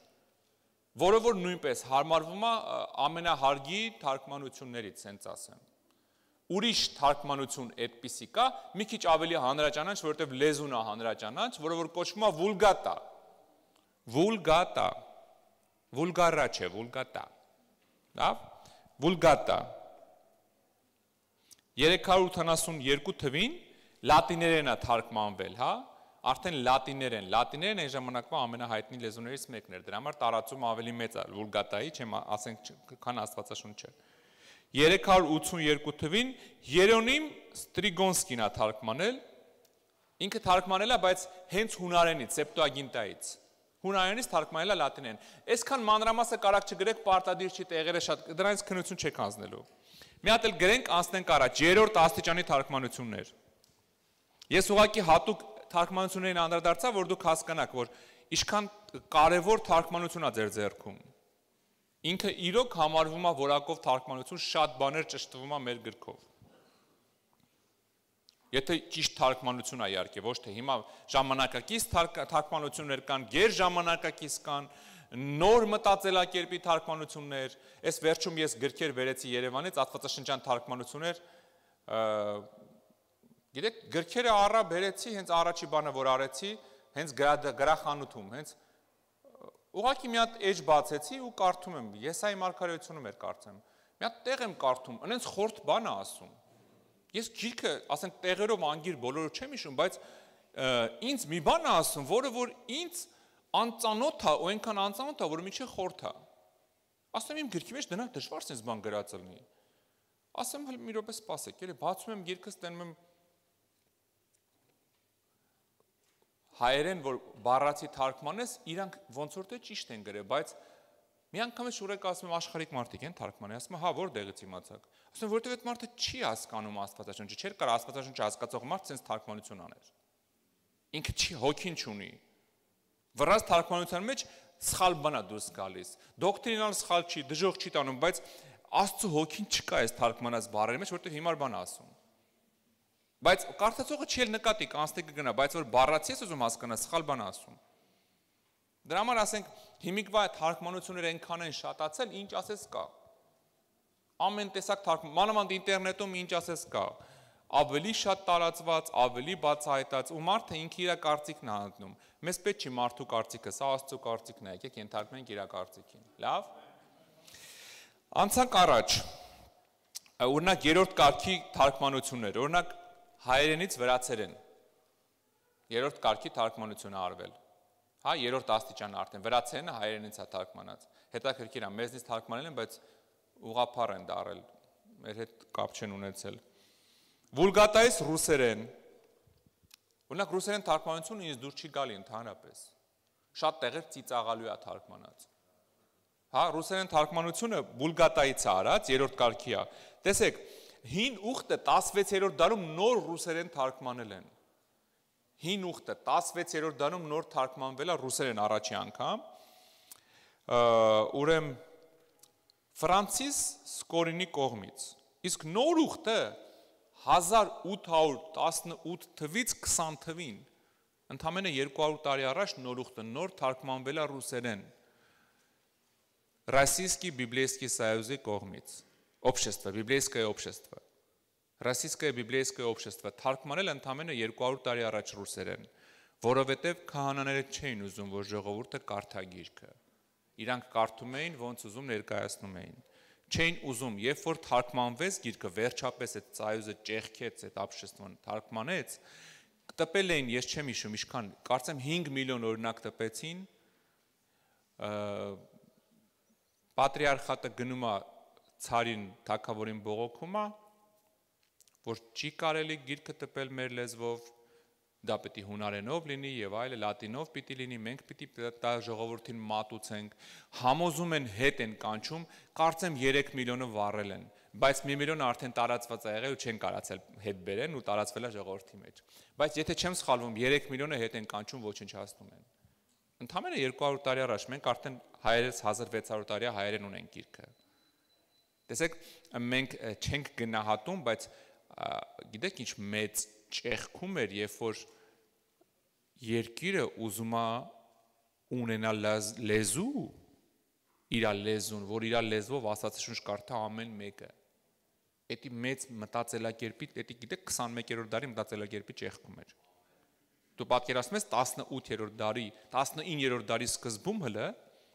իրանք չէին ուզում, քահանաները չէին ուզում, որ ժողովուրդը կարողանա կարդա խոսքը։ Մինչև այսօր մուսուլմանական շատ երկրներում թույլ չեն տալի թարգմանեն Ղուրանը, որ հանգարց ժողովուրդը չկարողանա կարդա խոսքը։ Որ մնա անգրագետ, որ ոնց ուզենան ղեկավարեն։ Բայց մենք հայերս ճեղքել ենք այդ խնդիրը 16 դար առաջ։ Սա իրոք ես չեմ սիրում ամեն տեղ մեզ գովալ, բայց այստեղ արժի։ Սա մեծ բան են կարել։ Անցանք առաջ։ Թարգմանության եղանակներ, սա էլ կարա գրեք։ Բառացի, буквальный перевод, то есть бар, слово. Բառացի, համարժեք, равноценный, ռուսերեն։ Այսինքն միտք, այս միտքին համարժեք միտք, мысль и мысль, да, равноценная мысль։ Եվ երրորդը ազատ թարգմանություն, Свободный перевод, այսինքն պարագրաֆից պարագրաֆ։ Մի հատ ընդհանուր պարագրաֆ է գնում, ազատ են սկսում է շարադրական տալ, հա, ազատ թարգմանություն։ Տեսեք, ամենակարևոր բանը, որ դու պիտի հասկանաս, այս մեր երկու օրվա դասից։ Տեսեք, անթերի սուրբ գիրք կոչվում է մենակ բնօրինակը։ Սա շատ կարևոր է, որ մենք հասկանանք։ Անթերի սուրբ գիրք, абсолютно святая книга, это только оригинал։ Մենակ բնօրինակը։ Ինչի եմ սա ասում։ Տեսեք, հայերեն թարգմանություն է։ Սրա մեջ կան սխալներ, շատ սխալներ կան։ Դոկտրինալ սխալներ չկան, քեզ դժոխք տանող սխալներ չկան։ Հասկանում եք, բայց ցանկացած թարգմանության մեջ կարան լինեն սխալներ։ Դրա համար սուրբ գիրք համարվում է ոչ թե թարգմանությունը, այլ օրիգինալը։ Այն որ Տերը ասել է, Պողոս Առաքյալը գրել է։ Այդ օրիգինալը, այն որ Տերը ասել է, Մովսեսը գրել է։ Այսինքն, այս պետք է մենք բոլորս հասկանանք, որովհետև դու կարող ես վերցնես քո գիրքը, ռուսը վերցնի իր գիրքը, ուզբեկը իր գիրքը, ամերիկացին իր գիրքը, 4-ով նստեք ու տեսնեք ամեն մեկիդ մոտ ինչ որ բան գրքի մեջ ճարեք, որ ամեն մեկիդ մոտ տարբեր է ասում։ Հիմա ո՞րն է սուրբ գիրքը։ Չի կարա չէ սուրբ գիրքը երկու ձևի լինի, մեզ համսենց ասի համսենց։ Դրա համար շատ թարգմանությունների մեջ կան շեղումներ։ Սա պետք չի որ դու պանիկայի մեջ ընկնես, ասես հիմա մեր գիրքի մեջ շեղված է մեր գիրքը։ Գիրքը շեղված չի, գրքի մեջ կարան որոշ տեղեր լինի թարգմանչական խնդիրներ։ Դրա համար երբ որ ես ինչ որ հիշում եք ասում էի կրուչոկների մասին, որ եթե ինչ որ կրուչոկ եմ տեսնում չհամապատասխանող, մտնում եմ մի քանի լեզվով նայում եմ, որ ճշմարտությունը հասկանամ։ Մարդես կարող է ասենք մեր թարգմանության մեջ, ասենք հենց թեկուզ Արարատի մեջ մի բան մի քիչ ուրիշ ձև է թարգմանվել։ Բայց էլի եմ ասում, հիմնական դոկտրինաներում բոլորի մեջ էլ նույնն է։ Նենց չի որ ուրիշ ինչ որ մի երկրի թարգմանության մեջ Աստվածաշնչի գրած կլինի, որ առանց Հիսուսի փրկություն կա։ Կամ մեղավոր մարդը գնում է երկինք։ Չէ, բոլոր տեղերն է մեղքի վարձքը մահնա, բոլոր տեղերն է փրկությունը Հիսուսով է։ Լավ։ Գնացինք առաջ, այ հիմա ասենք կանոնին։ Աստվածաշնչի կանոն։ Ինչ է իրանից ներկայացնում։ Ասեցի, հա, որ կանոնի մեջ 66 գիրք ունենք։ Կանոն նշանակում է, եթե թարգմանենք հայերեն, իմ բառերով ասեմ, էլի, հստակ անփոփոխ ձևաչափ։ Կանոն որպես ընդունենք, հստակ անփոփոխ ձևաչափ։ Не меняющийся стандарт, տենց գրենք, հա, երևի ռուսերեն։ Стандарт, который не меняется, то есть կանոնա ու վերջ։ Ռուսերենով կարեք գրեք վերնագիրը, библейский կանոն, вот так, да? Ասում են, չէ, կանոնическое, вот это բառը լսել եք, չէ? Ինքը ծագում է հին եբրայերեն բառից, քյով ասում, քոնյոն, sense մի հատ ինչ որ տենց մի հատ բառ է, անունը չեմ հիշում, որը որ նշանակում է ղամիշ։ Ղամիշ եւ գիտեք ինչ շինարարության մեջ օգտագործում էին ղամիշներ, չափ։ Այսինքն Եզեկիելի մեջ ասում է չափի այսքան եղեգա, չէ՞։ Այսքան եղեգա, տունը չափի այսքան եղեգա, ասում է մեկը եղեգը ինքը չափ է, ինքը ոնց որ ստանդարտ էր օգտագործվում։ Հա, այդ բառից է եկել այս կանոն բառը, որ ձևափոխվել դարել է որպես կոնյոն, հա, կոնյոն բառը, որ հիմա մենք ունենք այդ կանոնի համար։ Տեսեք, մենք մի բան, ասենք իմ անձնական կարծիք է, որ դուք ոնց եմ ես նայում, ինչի է 66 գիրքը, տեսեք, մենք կանցնենք ներշնչվածությունը ոնց է գրվել, բայց իմ անձնական կարծիքն է, որ ոնց որ գրողներն են ներշնչված եղել, նենց էլ Աստվածաշունչը ներշնչված փակվել է։ Այսինքն ամեն ինչ Տիրոջ հսկողությունով արել, այս 66 գիրքը որ փակվել է, թե ասենք տարբեր երկրներ որոշ էքստրաներ են մտցնում, ինչ որ բան են ավելացնում, բան են պակասացնում, սա դեռ ոչ մի բան չի փոխում այս գրքին։ Այս գիրքը փակվել է ու իրան էլ պետք չի անդրադառնալ ոչ մի ձևով։ Այսինքն, եթե այսօր մենք մի հատ գիրք գտնենք, օրինակի համար բանը հնագետները պեղեն ու ինչ որ մի քարանձավով գտնեն, ասենք Խարտիոս Արմենիկոս, Պետրոս Աղարաքյալի գրածը, թուղթ առ հայաստանցիս, ու մենք Խարտիոս Արմենիկոս բերում ենք, ասում ենք, ես էլ Հայաստանի մասին տուղտա, բերեք մտցնենք Աստվածաշնչի մեջ։ Չէ, գիրքը փակվել է Աստծո կողմից։ Իր մեջ բան պետք չի ավելացնել։ Ինչ ուզում ա գտնենք հիմա։ Հա, ինչ ուզում ա գտնենք, եւ ինչ, որտեվ դարերի ընթացքում տարբեր թղթեր են գտել, այս մարդը շնամակնագրեն վախտեն, գիրքը փակվել է։ Գիրքը 1600 տարուց ավել է արդեն փակա վերջ։ Այնտեղ ոչ մի բան չի ավելացվում։ Թե հիմա ասենք, որոշ պատմական գրքեր ուղակի ավելացնում են, հա, որոշ եկեղեցիներ, որոշ երկրներ ավելացնում են ինֆորմացիայի կարգով, դա մեզ չի վերաբերվում։ Մենք Սուրբ գիրք ընդունում ենք կանոնը 66 գիրքը։ Դրանից ավել, եթե գրքերը ունես, ել եմ ասում Տուբիտ, Բարուխ, Մագբայեցիս, եթե տենց գրքեր կան քո Աստվածաշնչի մեջ, ինքը կանոնից դուրս Աստվածաշունչ է։ 66 գրքից ավել մի կարդա որպես Սուրբ գիրք։ Այնտեղ դաժե անգամ Դանիելի գիրքն է խեղաթուրված, դեմից է ավելացրած, ինչ որ հետևից ավելացրած, ինչ որ հեքիաթների մեջ ավելացրած։ Մարդիկ սիրում են ստեղծագործել, պարապ չեն մնում, լավ։ Դրա համար դարերի ընթացքում ինքը միշտ ենթարկվել է փորձությունների գիրքը, դու լավ կլինի այդ ամեն ինչը պայես քեզնից հեռու։ Տեսեք, հիմա ուզում եմ անցնենք այն մասին, թե ինչի է հին ուխտը ճշմարիտ կամ ինչի է նոր ուխտը ճշմարիտ։ Ինչի է այդ կանոնը, որ դրած է, որ այս սրանք այս գրքերը այսքանն է ու դա ճշմարիտ Աստծո խոսքն է։ Միգուցե մեզ խաբում են սիրելիս։ Հնարավոր է, չէ՞, մտքիդ խորքում կարած, չէ՞, այնց։ Օրինակ հայերը սիրում են ասեն այդ հрьяաների հորինած կրոնն է, որ սաղից կոնտրոլի տակ պահեն այդ հեքիաթները։ Միգուցե ինչ որ չգիտեմ, 400 տարի առաջ նստել են մարդիկ ու գրել են այս ամեն ինչը։ Շատ են, չէ՞, տենց բաներ ասում։ Լսել ես, դու ինքդ էլ ես լսել շատ մարդկանցից, որ ինչի այդ գիրքը, կամ ես այսօր օրինակ բերեցի, ինչի Աստվածաշնչին հավատանք, ոչ թե Ղուրանին։ Մուհամեդը գիտեք ինչ է ասում, ինքը չի ասում Աստվածաշունչը սխալ է։ Չնայած դրանով խայտարակում է Ղուրանը։ Որովհետև մուսուլմանները այսօր ասում են, նայեք, Մուհամեդը վերցրել է Աստվածաշունչը ամբողջ։ Ինքը իր մտածելով, իր մեջով անցկացրել է, ասում է Ալլահը անդասեց,